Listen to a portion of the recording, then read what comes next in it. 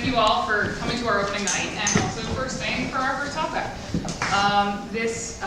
For all the performances in both of our shows in this residency, we're planning to do Talkbacks because they were, we chose these shows. The application for residency at AS220 was, I was starting to prepare these, the application for residency and the plans for the next season pretty shortly after the election in November, and thinking about how, well, I don't really have anything new to say about tyranny, and everything I might want to say about tyranny has been said better by other people. And we had also just done The Cradle Will Rock in the fall, which is a show about corrupt business influencing the government and things like that. So I felt like I didn't need to continue harping on that, and I wanted to choose shows that were by and about marginalized people.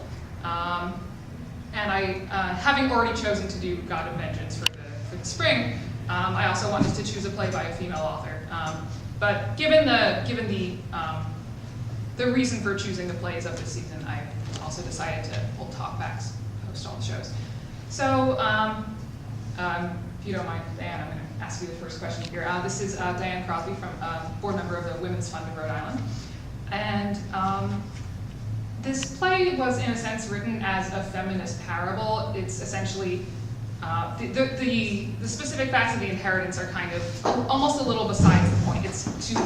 It's a reason to get to where we are, rather than an important part of the plot. It's essentially a parable about what a woman could be if women were raised the way men are. So, was there anything in the show that you would say was relevant to your work in empowering women through the Women's Fund of Rhode Island, or to women's education, or opportunities? Absolutely. One of the things that the Women's Fund does is it raises awareness about gender inequality.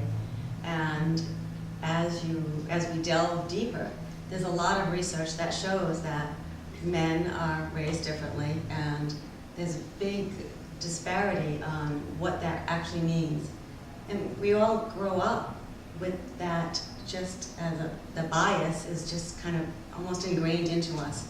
And until you actually look at it in its face and actually experience some of it, you just kind of take it for granted, which is rather sad. So I think this was wonderful. You all did an amazing job. You really did. And there really is quite a difference in the way that we look at it, in the way we look at ourselves and the way that we look at the other genders. And in addition to the reasons for which it was written and which are still true in today's society, there's also a way in which, looking at it now, we can see Gabriel as a trans or non-binary character. So I was wondering if Rex, this is Rex LeBeau from TGI Network of Rhode Island. I was wondering if you could say anything about how portraying this play might be relevant to trans or non-binary experiences. Sure. Yeah. So I was asked by TGI Network to come to this, I think, because I identify as non-binary gender.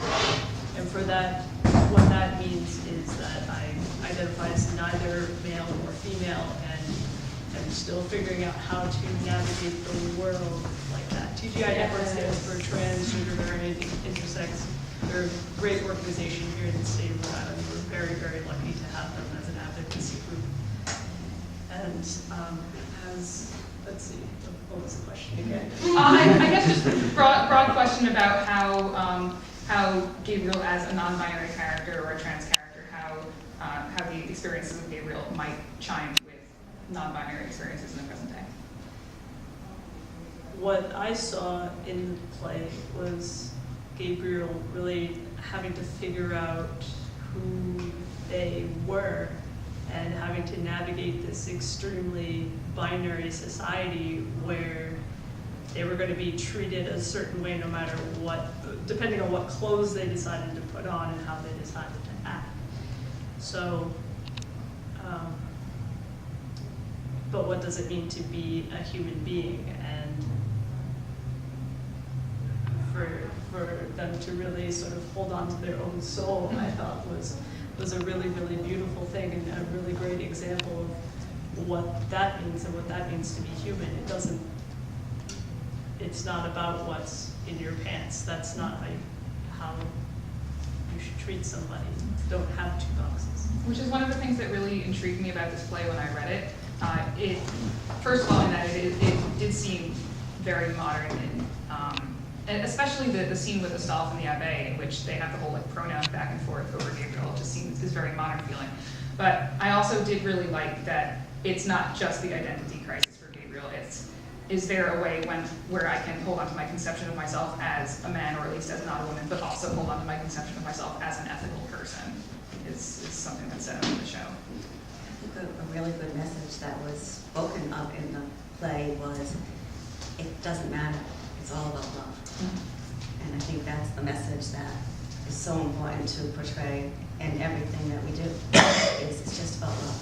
And if you just strip away everything else, nothing else matters. Yeah, and San wrote a lot about how, wrote through fiction a lot about how difficult it is to have a loving and equal relationship in a world that is so unequal between men and women. How can love persist? Can love persist in such an unequal relationship as a male-female relationship is? So I guess I would also, first of all, ask the audience and or the actors, what were you curious about? What did you like about the show? What bugged you about the show? I want to hear from people, especially because I mean we've all been not you guys, but we've all been working with this for a couple of weeks now. But if you guys were seeing this for the first time, I'm really interested in hearing what struck you. I really enjoyed a lot of the dance transitions and the I guess moving tableaus. Oh yeah, those were fun. What were some of the, Rebecca explained to me during intermission that a lot of them were based on like viewpoints for it. And I was wondering like, what kind of guided you guys through that? We would usually come up with like a oh goodness, what's the word for? Goal? Yes, a goal. Yeah. And an objective or a goal or whatever. And yeah, and then move around the space, interacting with each other and such. And Rebecca added the music and the lights and the magic. And the animal or whatever was inspired. Well, some of us, we used our named character to inspire the masquerade character, and some of us just had fun picking something, because in the show there's a lot of like topsy-turviness and confusion and mixed identities, and so that's what Carnival is. And Rebecca, as our director / dramaturge, told us about how Carnival was, I mean, it's like Astolphe's line, it was that time when you could be whatever you wanted, and like really people would dress as their total opposite just so they could like have fun and try a new thing. And what am I saying? So we, I mean, like, not just talking about myself, but like, Astolphe wants the power, so he wants to be a king, but he's also, for lack of better terms, a cock. So like, so our characters influenced our costume, influenced our movement, influenced our objectives, and we explored all that through viewpoints, like you said. Yeah, I was interested in the theme of Carnival, as you say, and as it relates to the show. I had started thinking about this more. Actually, after we already started working on it, we'd already tried some movement for the Carnival stuff, and then I just completely scrapped it because it was trite nonsense. I reused some of the tracks from Swiss, and it turned out to be completely not what the show needed. But I started thinking about Carnival. I went back and read some more Bakhtin, and I was thinking about Carnival as, like Kelly said, the suspension of rules, the suspension of order, but also inherent in that is the fact that it's temporary. It's kind of a steam valve for the structured society, which I thought kind of tied into what I was saying about this play as a parable, and the way that Gabriel dies in the end because Sam can't really see a way forward. So yeah, we went back. Everyone in the cast came up with their costume based on whatever the main character that they played was, and what that character might want to wear for Carnival if they were at Carnival, or what was the total opposite of that character, and usually let people loose in the space to, with a goal, and then kind of imposed a story on it based on what I saw them doing. Good question. It was fun. I haven't done that much viewpoints work since my thesis. I had a great time. So yeah, I'm still curious about what other people might have observed, or I mean, if the cast wants to talk to the audience about something. Yeah. I'll lob a grenade into this. Is Gabriel non-binary or is Gabriel a feminist? I think they're not mutually exclusive. We were all feminists. Yeah, I would say they're definitely not mutually exclusive, and I think it's hard to, I certainly, even before we started and also now, I personally reserve my judgment as to what Gabriel's gender is, because I think part of the message of the show is that it's impossible to have an authentic gender identity in a world that is so biased against women, so people kind of just do the best that they can. Yeah, it's both. And Gabriel actually does have a speech in the full version of the script, which is much longer. It's so much longer, oh my god. The full version of the script, which is much longer. In the prologue about how even before Gabriel has the terrible secret revealed, Gabriel has this whole speech about how it's wrong to just pass the inheritance solely through men. But I figured, like, even if it isn't character, even if that is Gabriel's character, it's never not going to sound like an author's soapbox. And also something needed to go, so I thought that was handled really well in the play, actually, is that you don't see Gabriel pick one of the two gender options that are present in their society. And I think that's probably a really good thing to see, because what you are seeing is a lot of humanity. You're seeing this really admirable person try to navigate this very, very tough and kind of corrupt society and fall in love, and then watch maybe the male like that power thing transform herself a bit towards the end, and just to try to hold on to themselves through that, and that's because gender, even though we make it matter in this society, it really doesn't. Yeah, and we do see that Gabriel tries to do the things that Gabriel did as a man when living as a woman. So, you know, Gabriel's gonna wear the dresses and have a husband, but also tries to go wildly galloping down the course with the men. And there is a sense in which Gabriel tries to do the things that are appealing, but also living as a woman, and it's just that society does not make that possible. So yeah, I think it's both. Whenever I talk about this show to people, I use they, their pronouns for Gabriel, and I always think of Gabriel as non-binary, even though, like, I'm not playing the part, so, like, it's like different, you know, I just, like, see it as that. And one of my, like, the saddest, when I tell people about the show, I tell them, like, the beginning and, like, the concept, and then I always go too straight to the end, and I'm like, spoilers, and then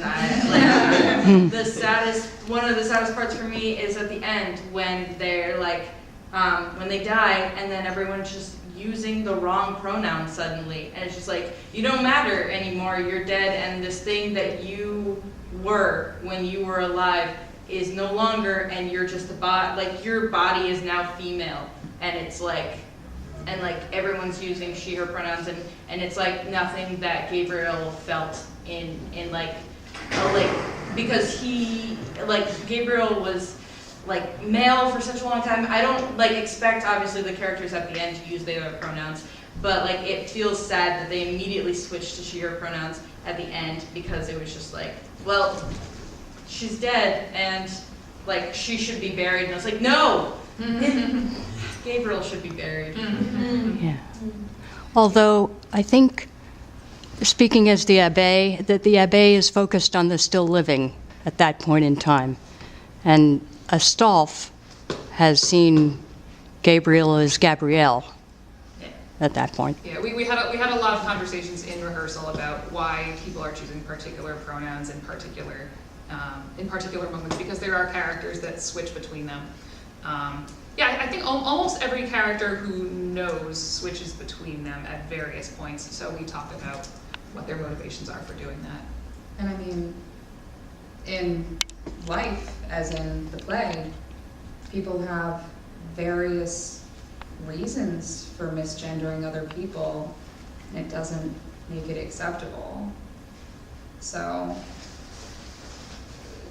the characters' considerations in using the pronouns that they do are taken into account, but not necessarily excused. One thing that. Yeah, I mean, we just wanted to note Yeah. for character acting reasons. Right. One thing that really struck me in that scene where Gabriel's body's lying there and yeah, everybody's around him saying, kind of going through their own thing, is that Gabriel's wish to be thrown in the river is completely ignored. And The easier. And that's a problem if you, how come Gabriel's wishes were not honored, and why is it all of a sudden about these particular people and These particular men. Well, in fairness, only one person heard it, and that was the murderer. So, I mean, they didn't know that they didn't know that was her wish, so I think one, and dramatically Very weak. held sway. But yeah, no, I'm just going back to Ashley's point. They were saying how it's once Gabriel is a body rather than a person, that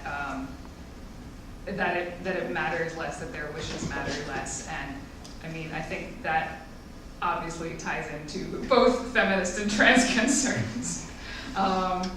So yeah, there's a lot going on there with the death scene. Well, that's a problem that I as a non-binary person, that's a difficulty that I have all the time, is that, okay, there's a certain way that I want to be treated. I try to let people know that, and most people are very good about it, but every once in a while I'll run into people who say, well, you know what, it's really hard for me to use they, them pronouns, and why are you making this so difficult? And it's sort of, these people, they're making it, it's like I'm doing something to them, like I'm hurting them in some way. And I mean, I'm actually planning on doing some medical things to make my body more androgynous. That way I can just be this walking gender question mark. Because to me, like, that's how you pass as non-binary, is to be totally confusing, I guess, to people. That way it's really hard to put me in a box, and then we can have that conversation. But yeah, some of the difficulties that I've had around that are people just people giving, like I'm hurting them by what I'm deciding to do for me, and why is it so offensive to other people sometimes about what my gender, the way I see my gender. And that's also a problem, I think, that we see sometimes, is that it's almost like people get really offended by what they perceive as gender trickery. Like, oh, you're someone wearing a dress, but you have a penis, so you can't do that. You're trying to trick me. Antonio, so the summary. What are you doing? Right. And so why is that so? Why is that perceived as such a visceral crime, I guess? Some people may not intend to fight you, but it's a change to a new way of thinking. And change is hard. That's so true. Look how long we haven't even gotten there, that women are equal to men. We're not paid the same way, we're not treated the same way, we are objectified. So it's a whole new world.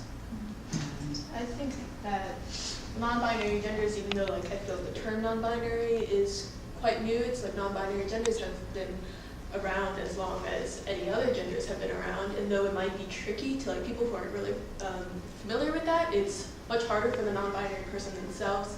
That's all in their brain. They have to go through their own confusion and their own like mind carnivals. It's like if you can't change your language to use like they them pronouns over he or she, then like that's your problem. It's not our problem on you.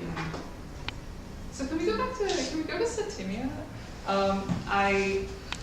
It was really, really interesting thinking about that character and working with Sarah on that character because Satimia is, in a sense, one of the most conservative in terms of gender in the show. And obviously is also one of the few female characters in the show. Openly female. Sorry? Openly female. And I think I don't know if this chimes in with what you were thinking about the character Diane, but I think that Satimia is a really good illustration in the show of how it's of just how much people's characters are created by the gender that they're raised as, and I think that is one of the points that the show is trying to make, that it's not just that women are restricted, it's not just that women are subjugated, it's that being raised as a woman creates characters that are susceptible to that or that are accepting of that. Part of, I said earlier that the story is a parable about what women could be if they're raised the way men are, and that's not just in the sense of athletic or logical or courageous, but also like accepting of men's bullshit or not. And I think Satimia is the character who has internalized that, who was raised that way and went, yes, this is what I am, this is what I will be, and this is what I will enforce on other people. So I don't know if you saw anything interesting in that, or.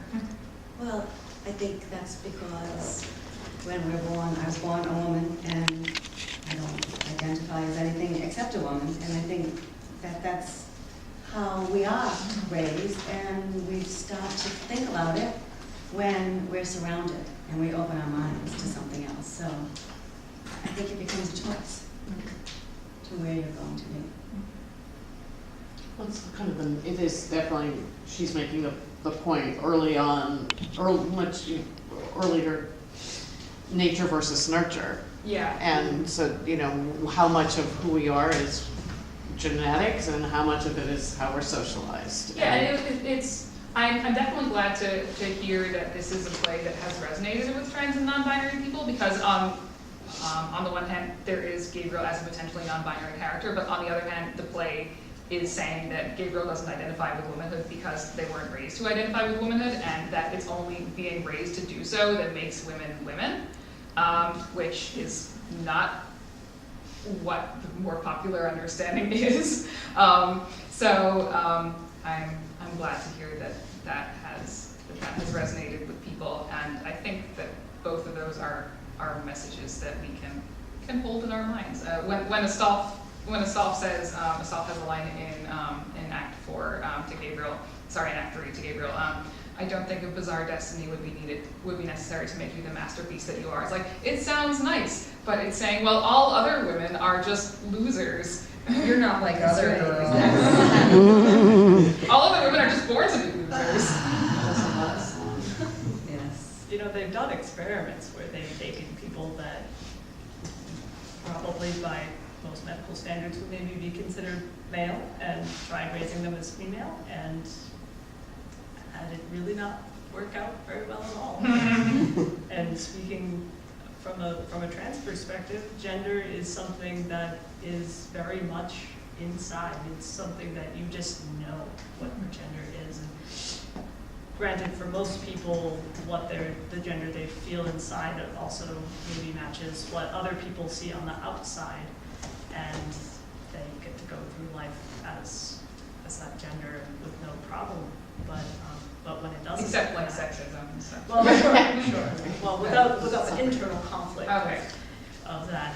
But yeah, the way society treats different genders is truly a huge problem. But you can try to raise someone one way, and if they feel that they don't match that gender, they might try to conform, they might try to act their way to blend in, but they're going to be miserable until they figure it out and live in the gender that they truly feel inside. So can I turn it back to the audience? What bugged you about this? What didn't you like about it? Anything? Stall? Yeah, no, as Stall. Everyone hates a Stall. He's the worst. Okay, except no, he's not the worst, because an important point of the show is that that everything is the worst, not just as Stall as an individual villain. Yeah. Well, keep in mind though that there's a meta-theatrical aspect to this, that Astolf, probably the most aggressively male character in this, is played by a female actor. And I don't know what effect that has on the play or the audience's impression. It was certainly not the way the author originally intended it. Well, I'm wondering what people thought. I think when I asked Rebecca why she chose to cast only females, non-binaries, she mentioned that, well, no one is just one thing. They all have parts about them that would be deemed as more, male or more female. Like, I don't know, like, there are girls who play football, or like something like that. Well, you said that everyone's on a spectrum. Well, and that's specifically the reason I wanted to do this is because, well, whether you take this statement in a women's rights light or in a trans rights light or both, I think a point of the show is that the sex that you're born doesn't and shouldn't at least dictate what role you play in life. So I didn't want to cast a bunch of men as men, and I also didn't want to cast some men as men and some women as men, because we do that a lot. Just in the course of casting the best people available, we cross-cast male roles a lot of the time anyway. So I wanted it to be clear that that's not what we were doing this time. I wanted it to be clear that this was on purpose this time. I'm sorry to have misquoted you then. But anyways, I guess I took that part. I mean, I totally Sure, I mean, still legit. But I guess applying that to Astolf, I was like, he is. We talk a lot about, or actors talk a lot about.